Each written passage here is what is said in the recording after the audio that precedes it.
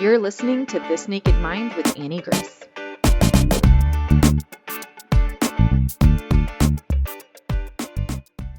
Hi, this is Annie Grace, and welcome to This Naked Mind podcast. And I'm here with Tom. Hi, Tom. How are you? I'm great, Annie. How are you today? I'm good. Thanks so much for being here. Yeah, it's great to be here. Thank you. So why don't you sort of take us back to the beginning? Where did your journey with alcohol start? Well, I was raised in the Midwest, and I just had drinking around me my whole childhood. My all the adults in my life drank, and it was very, very normalized. Nothing particularly horrible ever happened as a direct result of that drinking that was around me, but just I was very used to adults who came home from work and cracked a beer as soon as they walked in the front door, and that was life as normal for me. I had a pretty normal childhood, except for when I was 11, 12 years old or so. Sadly, I had some sexual trauma in my life that I never dealt with as a child, as a young adult. Actually, never even saw counseling directly for that incident until I was well into my 40s. So it was sort of unresolved trauma my whole life. I remember as a kid just having a feeling of I don't belong. I don't belong to my family. I don't belong to a friend group. I was not comfortable in my own skin, not comfortable with adults, with kids my own age, just never felt like I fit in. I spent a lot of time alone as a child. My dad was a heavy drinker and a traveling salesperson and was gone a lot of the time. And I never felt I had a real close relationship with my mom when I was a kid, and just spent a lot of time in my room playing guitar, listening to music, kind of being on my own. I didn't start drinking until probably late in my senior year of high school. And right from the get go, I never drank like a quote unquote normal drinker. I drank to get drunk from the start. And that's how I liked to drink, was until I couldn't drink anymore. So went to college and drank a lot. Graduated from college. I got a job in the restaurant industry and drank and started using pot a lot as an adult, and had a job where I could do both of those at work, and drink and drink and drink. And I did get married eventually. And yeah, I never had a super fulfilling marriage for a long period of time, and just continued drinking. Thought maybe if I got out of the restaurant industry, that would be helpful. Got into my current occupation. I'm an RN, and sadly, as a nurse, I just kept on drinking and using drugs, and had horrible imposter syndrome, and everything came to a head not horribly long ago. I'm almost 4 years sober today. Wow, congratulations. Thank you. Yeah. But I had a rock bottom moment, and my marriage was falling to pieces at that point in time. I remember asking my ex-wife now if drinking was the problem in our marriage. And her answer was that it certainly was. And I stopped drinking the next day and haven't drank again since. And actually, drinking was really a symptom of our marriage. We had a lot of problems in our marriage, and me quitting drinking did not keep me from getting a divorce, but it did allow me to grow. So, yeah, I got into AA and did AA. I read your book. I read a lot of books on quit lit, self-help, went to a lot of counseling to learn about myself, to deal with my own trauma. And yeah, here I stand today, a sober man. So Amazing. And so how has it been? Like, how has your life changed since you've stopped drinking? Well, my life has changed dramatically for the better. Before I quit drinking, I was horribly depressed. I was suicidal and very angry, very dark. I didn't see my life going anywhere productive. Today, I have a life that is just unimaginable. I'm so happy. I'm so fulfilled at my work. I have an amazing relationship with my kids, a huge group of friends, huge amount of support. I have hobbies that I'm very enthused about and active in. So life is extremely different for me. You know, if I was to really put my finger on it, before I quit drinking, I had a very negative outlook on my life and on the world. And today my outlook is one of positivity and boundless optimism moving forward. Love that. It's amazing. And how has it been for you in your social life? It's crazy. All of my life, childhood and all of my adulthood, I've had a very hard time making friends, being in social situations, and keeping friends. And I think a lot of that was that I did a lot of hiding of my drinking and my drug use, and so I felt like people were never getting the authentic me. They were getting the watered down, hidden version of me. And I just felt like nobody could know who I really was. And I didn't know who I really was. So I had a really hard time.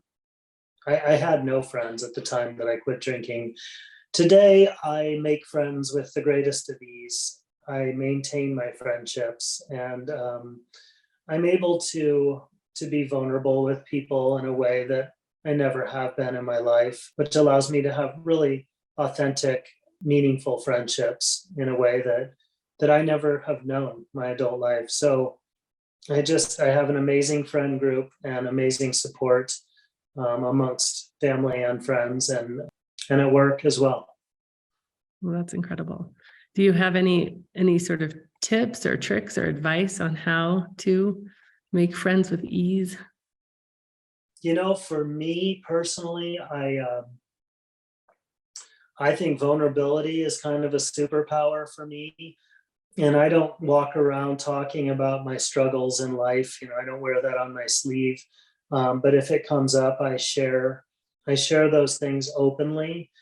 And I have found that if I'm willing to share my own experiences, that other people quickly feel comfortable sharing their experiences with me. And when we're able to connect on those levels, I think friendship comes pretty easily after that. And man, I'm just so darn happy these days that I think people are attracted to my positivity and my warm smile and my positive outlook. I look back at who I was and I think, well, I wouldn't have wanted to be friends with that person either. And today I'm quite different from that person.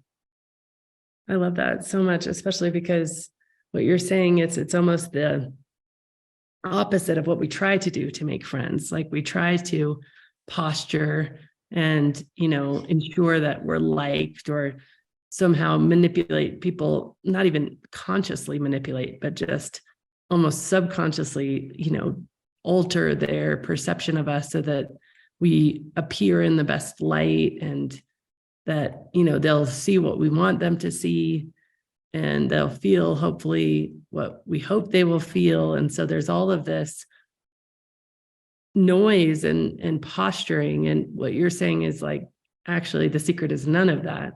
It's just being incredibly authentic and totally real. Mm-hmm. And I think, one thing sobriety has given me and all the work for me that's come along with being sober, the counseling, the books, everything has been getting to know myself and actually growing to really love myself and be proud of who I am. When I was drinking and using a lot of drugs, just I had a deep feeling of embarrassment and shame in who I actually was and what I was up to behind closed doors. And I think that showed when I was out there trying to meet people and make friends.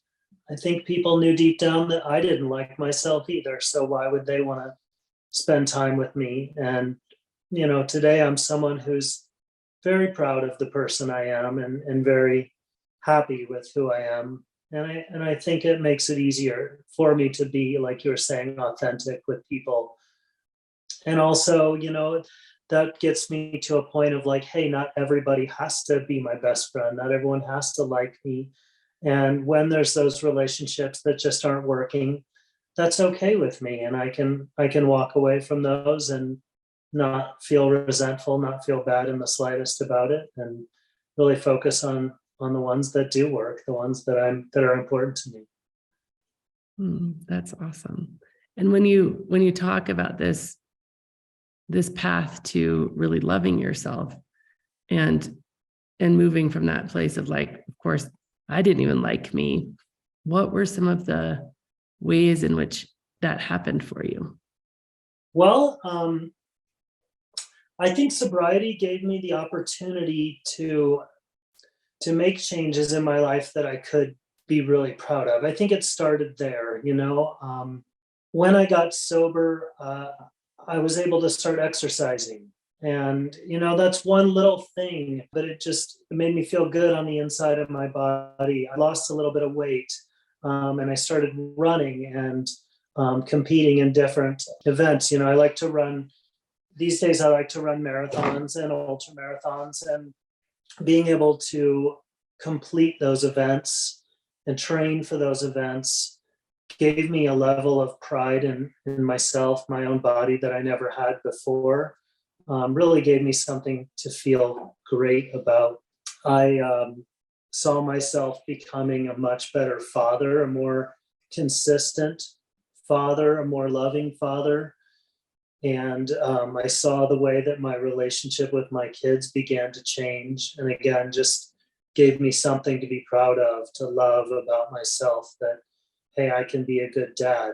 Similar at work, just really sobriety gave me the opportunity to focus and be present in my work and have a level of enthusiasm and ambition at work that I never had before, and allowed me to achieve and excel in my job in ways that I never had, and just made me feel really useful in ways that I hadn't previously.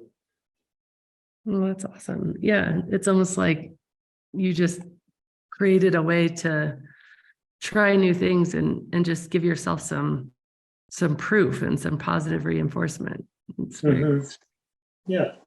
really neat. And so you mentioned like ultra marathons and running, and you had mentioned earlier hobbies. Is there any other hobbies that you came to? Yeah. Just recently, I started doing stand-up comedy. Oh, amazing. So that's been a lot of fun. That was a New Year's resolution for me this year. As long as I can remember, people have said that I should do stand-up. And I always said, yeah, that'd be fun. And I never did. And this year, I just decided this is the year. And so I took a class. Again, even taking a class like that is something I never would have done in my addiction. So I was so afraid of people. And so being involved in a class with a bunch of other silly, funny adults was just a heck of a lot of fun. And yeah, I've been doing stand-up comedy on a really regular basis ever since then. And that's been a blast. And actually think about your book quite often, because I do stand up in comedy clubs and bars. So I'm around drinking a lot these days. And I've read your book a few times and listened to it many times. And I was on a road trip recently and listened to your book on the way there and back. And it just solidified in me, for whatever reason, this last listen really got through to me, that just strong aversion towards alcohol, that it's just something I know I can't have, but all of a sudden something it repels me. It's something I don't want to have. I look at it like a glass of poison. Like, why would I ever put that in my body? And so being in these places, in these bars and clubs where there's alcoholic drinking happening all around me, and I don't feel the slightest bit tempted, and also don't feel the need to be judgmental, resentful, upset about it in any way. I can sit there and enjoy my time, and it's very different, very different. Oh, I love that. That's amazing. And what a cool thing to just, have that level of repetition and, just keep going until you really feel that way. Like, I think that's awesome. I think so many people, whether they compare themselves to other people's journeys or whether they don't believe that it's possible to really feel peaceful around alcohol, even when you're not drinking it, that they kind of stop and give up, and you really kind of continued even to the point of multiple times, even 4 years in, listening. And I think that's so inspiring. What was it for you that kept you staying in the information? Recovery is just one of my favorite subjects in general. I did mention I'm active in AA, but I'm not a big book thumper in AA.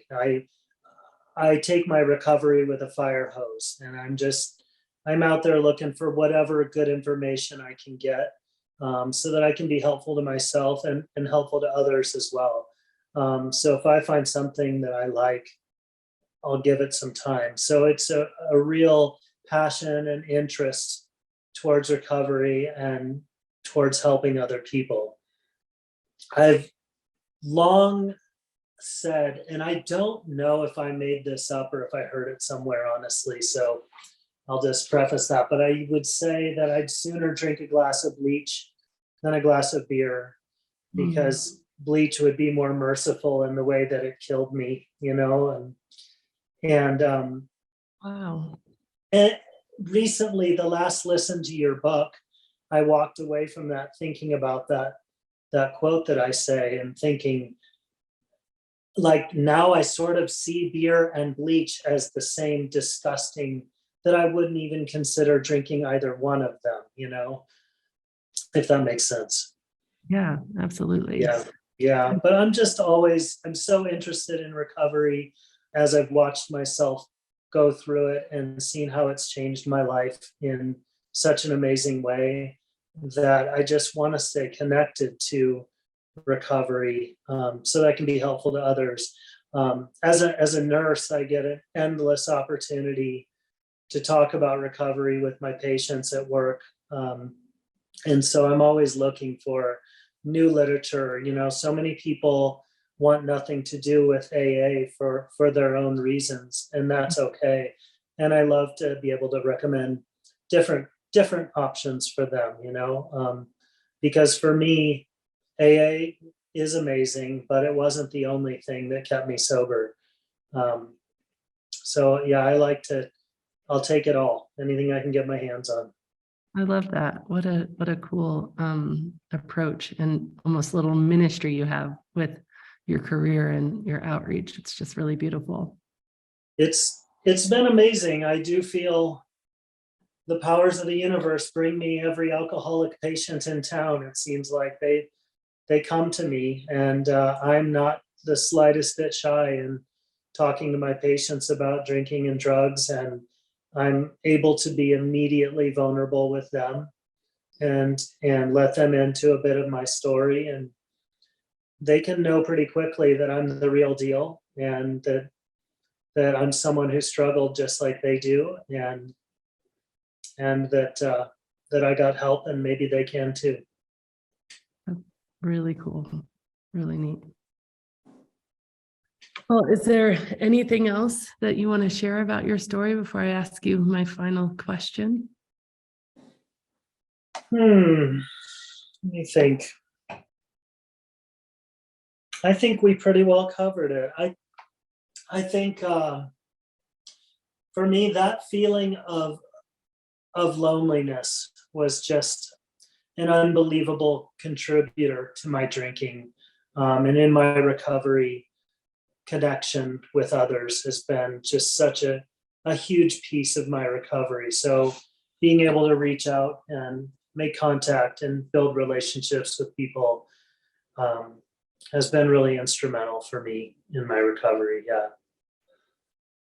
I also would recommend to anyone, you don't need to go out and run a marathon, but just get out and move, go for walks, go for hikes, go for a bike ride, whatever it is you like to do to move your body, I think is unbelievably helpful in getting through recovery. Yeah. Yes, I echo that. And science echoes that. It's all so true and so important. Absolutely. And even just sunshine, outside ideally, but any movement. It's just awesome. Yeah. Well, Tom, let me ask you if you're going to, go back in time to your former self who was stuck and hurting and tell him about what your life is and lonely. Tell him about what your life is like now. What would you say? I often think I would like to go back to that childhood self, when I was alone in my bedroom, and I'd like to go into that room and just give myself a hug and tell myself that I'm loved, that I'm important, that I'm valued. I would love to be able to go back and do that. As far as, my adult self that was so depressed and so lonely, I would just encourage myself to really look in the mirror and know what I was going through, as far as what this disease was for me, and to help myself believe that I could go get help and that life could exist without alcohol. Just was at a point where I couldn't drink anymore and I couldn't imagine not drinking anymore. And life just didn't seem possible anymore. And now to be on the other side of it and see not only is it possible, but it's beautiful and beyond my wildest dreams. So that's just amazing. Well, thank you so much for coming on and sharing your story. It's really, really inspiring, and I really appreciate it. Thank you. I appreciate you.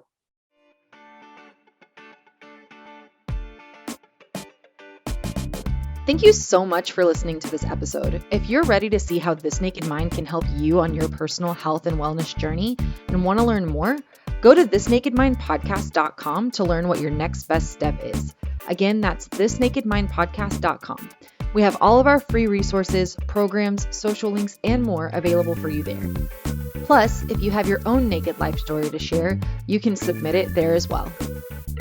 Until next week, stay curious.